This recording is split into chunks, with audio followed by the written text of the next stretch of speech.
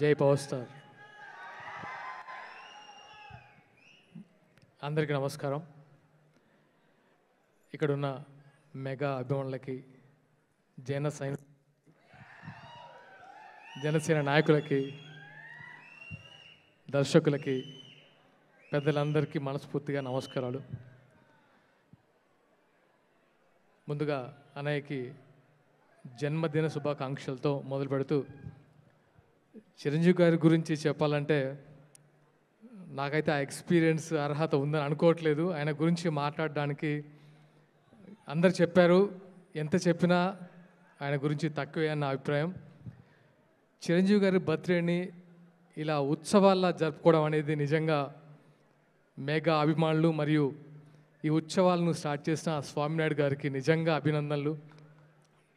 అంటే ఒక almost 1 month నుంచి ఎక్కడికి వెళ్ళినా చిరంజీవి గారి బర్త్డే సందర్భంగా ఈ బ్లడ్ బ్యాంక్ స్టార్ట్ చేస్తాం, ఐ బ్యాంక్ స్టార్ట్ చేస్తాం, ఈ సేవా కార్యక్రమాలు స్టార్ట్ చేస్తాం, అరుణాచలం గిరి ప్రదర్శన స్టార్ట్ చేస్తాం. ఇవి తప్ప అంటే ఒక 1 మంత్ నుంచి నాకు ఇది మాత్రం వినబడుతుంది. అది చిరంజీవి గారికి మాత్రమే సాధ్యం. నాకు అంటే చిరంజీవి గారి గురించి నేను ఏం చెప్పలేను, కానీ నా ఎక్స్పీరియన్స్ చెప్తాను. 1997 నాకు తెలిసి ఇక్కడ ఉమ్మడి ఆంధ్రప్రదేశ్ వరదలు వచ్చి స్టార్ క్రికెట్ స్టార్ట్ చేశారు 1997 ఎల్బీ స్టేడియంలో. అప్పుడు చిరంజీవి గారు, బాలకృష్ణ గారు, నాగార్జున గారు, వెంకటేష్ గారు అందరూ క్యాప్టెన్స్గా ఉండి ఆ మ్యాచ్ స్టార్ట్ అయింది.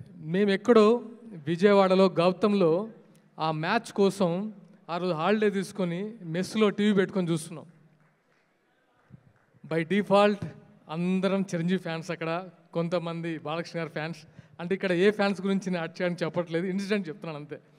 మేము తెలంగాణ నుంచి వెళ్ళాము. అక్కడ వెళ్ళిన తర్వాత టీవీ పెట్టుకొని కూర్చున్నాం. చిరంజీవి గారు బ్యాట్ పట్టుకున్నారు. మాకు టెన్షన్ స్టార్ట్ అయింది, ఇప్పుడు 6 వెళ్తుందా 4 వెళ్తుందా అని. ఆయన స్పోర్టివ్గా ఆడుతున్నారు కాబట్టి ఆ ఫస్ట్ బాల్కి అవుట్ అయిపోయారు. ఆల్మోస్ట్ నా లైఫ్లో అలాంటి దుమ్మిని ఎప్పుడు చూడలేదు. 500 మంది కొట్టుకున్నారు. అంటే ఆయన అవుట్ అయినందుకు ఆయన ఓటమిని భరించలేక టీవీ బద్దలు కొట్టి ఆల్మోస్ట్ స్టాబింగ్స్ అయినాయి, ఇంక్లూడింగ్ మీ. ఆ తర్వాత మమ్మల్ని సస్పెండ్ చేశారు. ఇంటికి వెళ్ళాం. ఇంటికి వెళ్తే మా అమ్మ వాళ్ళు అభ్యస్ తిడతారు, ఏంటి ఈ గొడవ ఏంటి, మిమ్మల్ని పంపించి దేనికి, చదువుకోవడం కదా, ఈ సస్పెండ్ ఏంటి, ఈ ఫ్యాన్స్ గొడవలు ఏంటి అని.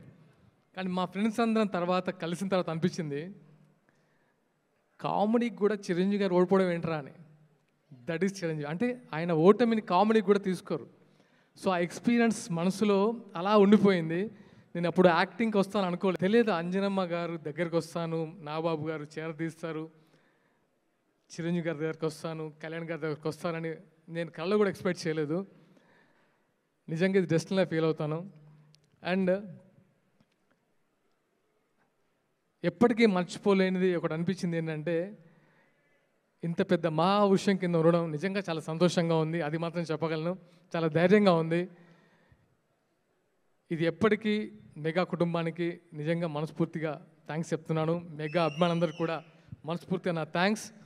ఎప్పుడు చిరంజీవి గారు నిండు నూరేళ్ళు చల్లగా ఉండాలి, చాలా బాగుండాలని మనస్ఫూర్తిగా కోరుకుంటాను. Thank you so much. Thank you Sagar గారు, థ్యాంక్ యూ సో మచ్.